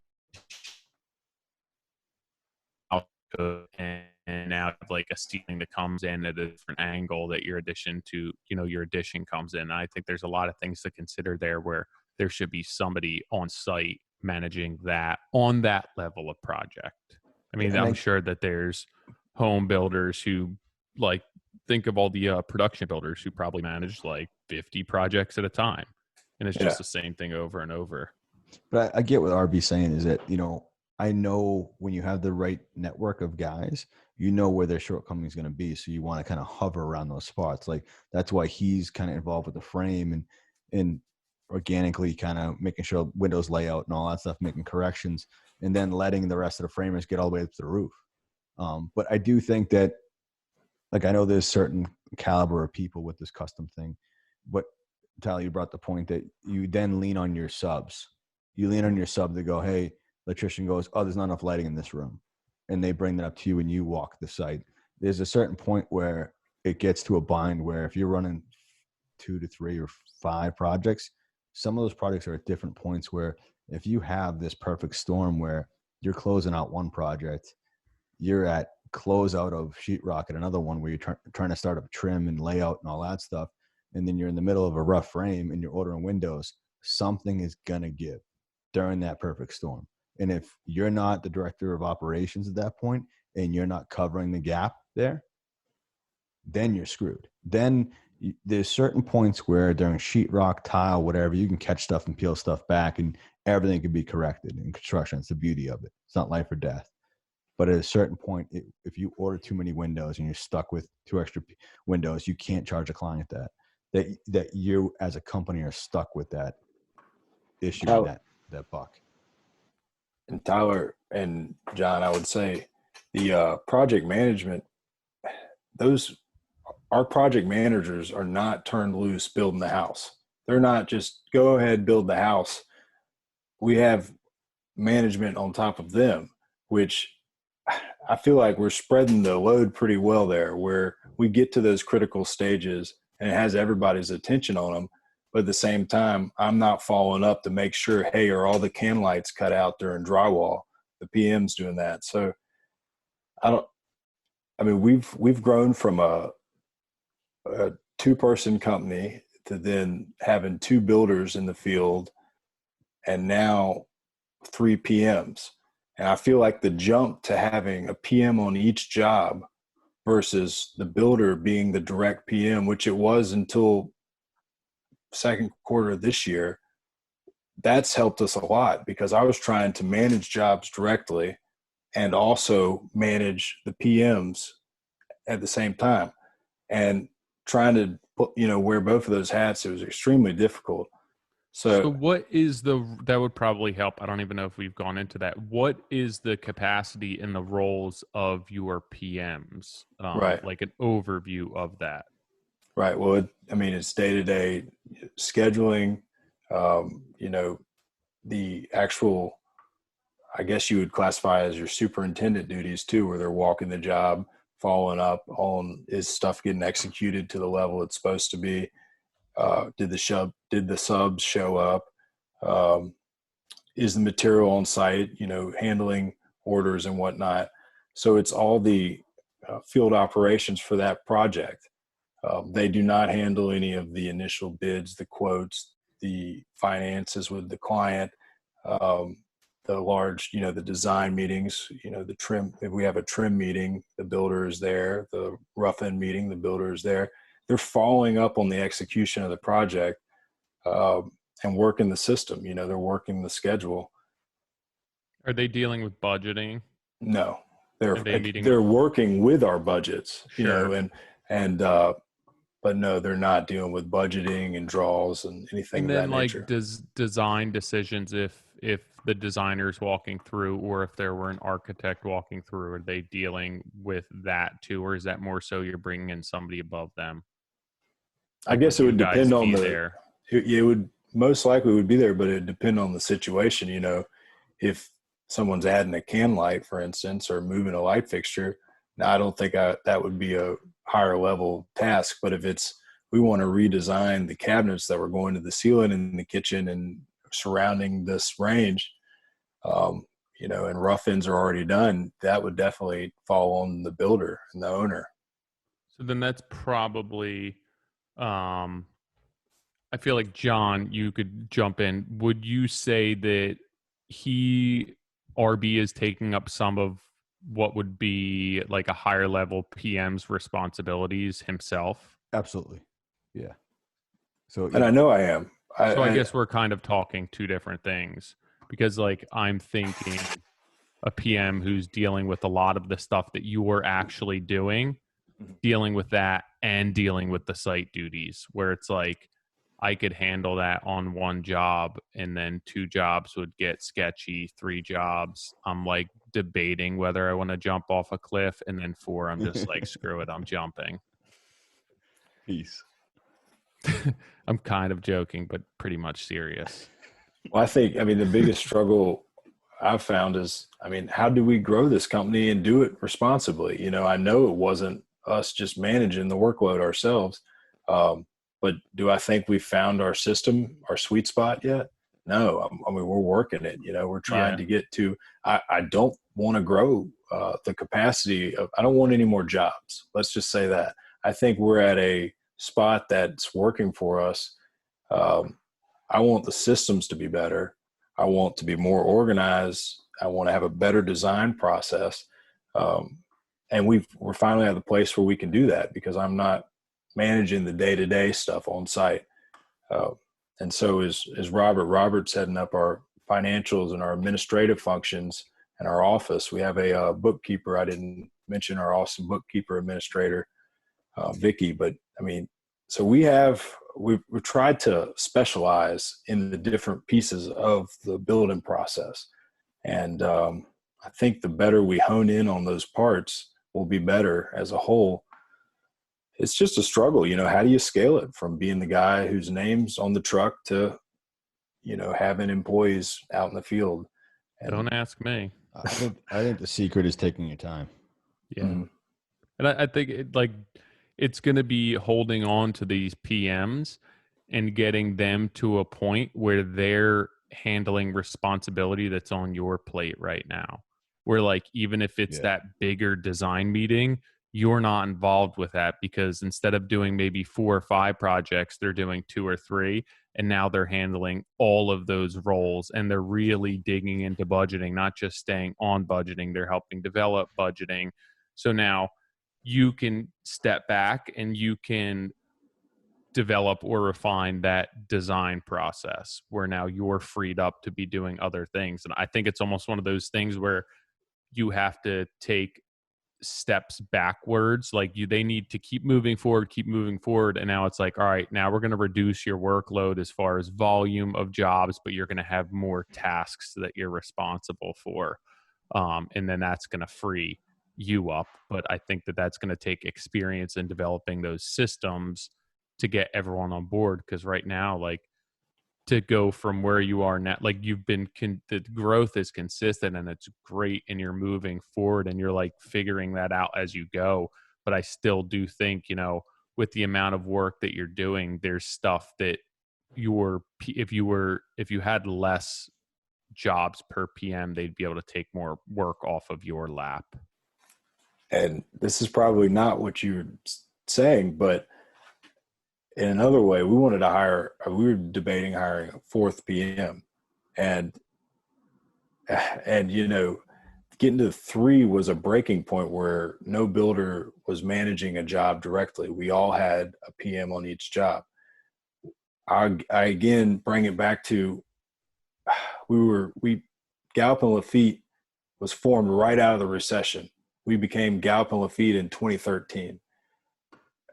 I grew up with seeing all of what happened out of the recession, and my parents did, and Robert did as well. His business of being a luxury home builder suffered. So we've been very slow to add people, and to find the right people is another challenge.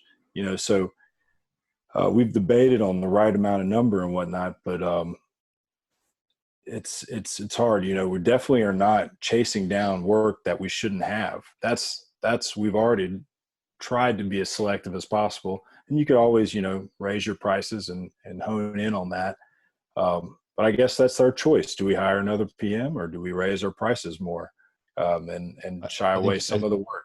Well, I think you have to figure out what the strengths are that you need to cover. I think if you asked me a year ago, the goal was to have PMs that ran everything. And then after evaluating the guys we've had for, 1.5 years, something like that, maybe a little stronger, is that, hey, if I put all the financials in all the client meetings, it's just going to burn up too much of their time. This production will suffer, execution will suffer. So what is my answer to that as the owner? So if I want to grow, meaning growing doesn't mean I have to take on more work to grow. Growing is keeping the capacity in me doing less, and then having the right people in the spots to do it. Meaning if I free up time, that doesn't mean I need to fill it with another project. I could just be home for a reasonable hour, that's what I'm really trying to understand and make sure I have grasp, is that, hey, all right, no, these guys, I want them to still have that role, but it means I need to implement a superintendent that takes on all that burden that's at ground level, and then they can kind of be in the middle. And then if I need to still cover, I'm happy to cover. It's going to be impossible to pull me away from a job site. And it's hard to sell this, believe it or not, but we have scaled, our number of projects is down from what it has been. I'm just trying to find the sweet spot, I guess, is what I'm hearing. Got to try to find that sweet spot of where you can operate and execute and keep all your customers happy. Yeah. I mean, I It's think tough. to me, I would see how you could maybe move someone into that, senior PM role that kind of oversees budgets where not everyone needs to move up at the same time. Okay. On 3, everyone becomes a senior PM. Okay. I think it's really seeing who's going to really work better with the numbers. Like you said, your partner is going to take on the financial end of it and be more the GM, operations guy. And so then you could be more boots on the ground and deal with clients, vice versa. But maybe having someone breach that gap, and feel, oh, this guy's awesome with numbers. Maybe he sucks with client relations. Or like I used to have PMs. One guy was a carpenter, became a PM, Andy K, awesome guy. But clients loved him. The schedule didn't. Like he was always on point with the client, great relations, budget was good, execution was great, schedule took a back seat. Then another guy, Ryan, who was phenomenal he came from a management background. He would crush every change order, every single budget meeting and schedule. The problem is his client relationship was like they were kind of two people that knew each other in the hallway in high school. So you give each other the nod, be like, yo, hey, but not like you didn't have a custom handshake like Andy would. So I think finding those certain people that have those niches and their strengths and manipulating that a little bit. Maybe that guy gets one project to run and he still does all the finances for everybody else. Yeah. Instead of running them. You get me? I don't think there's a sweet spot, and they shouldn't be, because you haven't evaluated your people to figure out, hey, what's their roles? And then like Nick would say, ask them, what's your goal? Where do you want to be in a couple of years? And maybe you can fit the right spot. Maybe someone doesn't want any more responsibility. That's what we forget sometimes, that some guys or girls are just like, you know what? I'm good being a super, I love this. This is tight. Right. I forget about that all the time. You oftentimes see people as you see yourself, or kind of see the world through your own eyes. And I oftentimes project what I want or what I see or what I would do on whoever's working for me, where it's like, yo, maybe they just want a day off, where I'm like trying to figure out work for them or make work for them so that they don't have 2 seconds off. And they like, all of a sudden they're like, oh yeah, I would have been fine if I had 2 days off. You should have let me know. And I'm like, I just killed myself to try and get something together to make busy work for you. And I should have just asked in the first place. But I do think, John, you have a good point that it may be that like maybe the 4th PM isn't the answer. Maybe it's bringing somebody in to kind of hit something that you need more so than to take duties off of what those guys are doing. Like, where's your weak spot right now, and have them kind of fill and help with that. Weak spot, I'll tell you right now, is just the little random warranty call-ins, because the PMs are working on other jobs, and that's the stuff that I would end up going to do, and but they're prioritizing their jobs and keeping them moving. So it's difficult to go look at a scratch on a door the homeowner found, recently or whatnot, after move-in. And I don't want any of that stuff neglected. So I've kind of been, I don't know, if I hate the idea of hiring a punch list guy, because that's saying, or a warranty person, because that's saying that we're going to leave stuff undone and this guy's going to clean it up. And dude, do you know how much a baseball pitcher makes? It's just a closer. I do. Yeah. Like, bro, it happens. And like the payback on that is not just closing out jobs. It's like happy customers. Yeah. Right.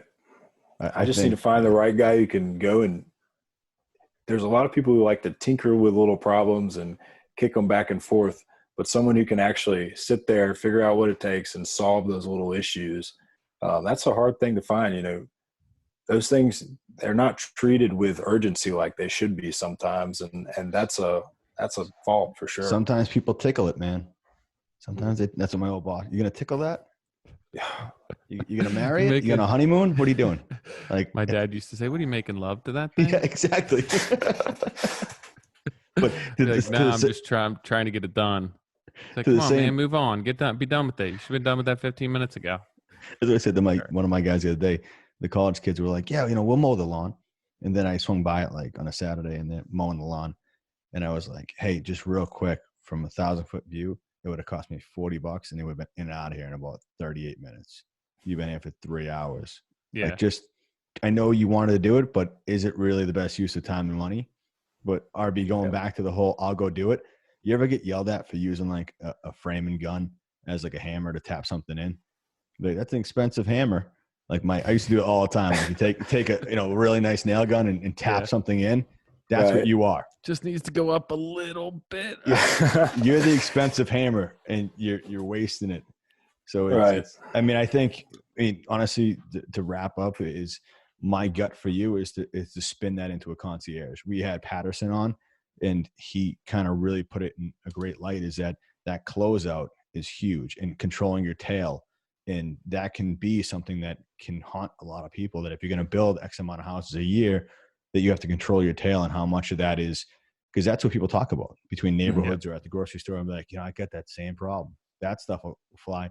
So, I mean, I think I'm trying to start like getting away from the build, is to be able to comfortably build up the concierge, where we have a lead carpenter. Everything's kind of diagnosed through Google and Outlook. So everything's on a schedule, filters, all that stuff. So they're doing maintenance that you're getting paid for. They cover part of their salary. I think that's what you're getting at, is, hey, if you do closeout, like what are you going to do in between? I'm not going to take on more projects or do smaller ones to keep this guy busy, but having the warranty stuff, and then having someone close out, maybe do all the hardware, door hardware, hooks, house numbers, mailbox, toilet paper holders, all that junk, and bring in the closer, tap your forearm for the lefty, and bring that person in, so your PM and your super doesn't have to take on that burden, because they're still running other stuff. But the client doesn't feel like you've left them alone or moved on to something else and have that separation anxiety. That's how we're kind of ramping ourselves towards. Yeah. The thing I've always struggled with is, how do we make the close process more seamless and have really good closure? It takes 8 to, on the high end, 14 months to build these projects. And it's all, it's a relationship. And then all of a sudden it's almost like, okay, well, how do we bring it to a close? Even if it's closed in our mind, sometimes the client doesn't want to have that closure. And how do you finish like you start? Yeah. How do you finish like sure. you start? For sure. They were just as much of a priority then. Forget about the work that needs to get done. Them being a priority, that relationship part. That's the key, is how do they feel like they're not being left behind? Or like, I've had clients that have had separation anxiety. Straight up. They're like, we're not following your IG anymore because it's not our house. And it's like, all right, so this is a real thing. Like, I diagnosed it. Like, you need to but if we have somebody there, so you end up being there to review something, and it's just that for you to be in that house again, because they've been with you for so long. So if you have somebody else to kind of, imagine if a van pulled up, like I'm talking like an old, you don't know, but Boston Globe van, maybe dropped, cool rims, and it says, vintage maintenance, warranty, and concierge division. What kind of, I think you're worried about, like, there's a lot of punch. I'm not putting punch lists on the side of the van. It's more of like, if that thing's rolling through town, be like, dude, they take the end just as serious as they start the beginning. So like, that's the image you were kind of instilling. That's the goal. You got to find the right person for that too, man. Someone who all gonna be loves the right person. There's no lottery at this. Like, hey, throwing darts, you're at Home Depot. Yo, you want to do punch? They're gonna run. Yeah, exactly. But dude, this is good. I didn't even talk about that you have the same birthday as me. Yeah, man. I saw that on LinkedIn one time. It popped up. I said, same day. I don't know about the same year, but that's a different discussion. 40. Yeah, I'm an old man. I turned 31 in August, so I don't want to ever seem like this is the end goal and I've made it. And I'm learning, man. I'm hitting you up and talking to y'all because I respect y'all, and you've given me a lot of insight on this business. And I met Matt from Emergent down at IBS. That guy has been just a world of insight. We stay connected, and it's amazing how you connect with builders across the world. Yeah, we just had him on. Yeah, last week for the second time. Awesome. No, I think that's what you have to do, is continue to learn and continue to ask questions and put yourself out there and admit that you don't know everything.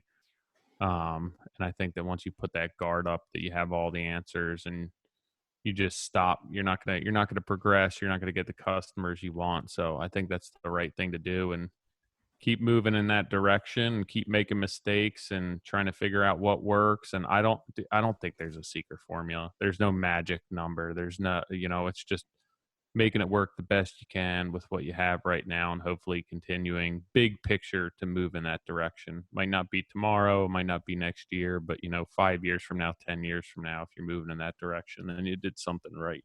And if anybody says that they got it right out of the gate, they're the exception or they're lying. Or it's Nick Schiffer. I mean, Nick's evolved. He doesn't hide it. He's changed up his game a few times. It's true. All right, RB. Well, thank you for coming on. Appreciate it.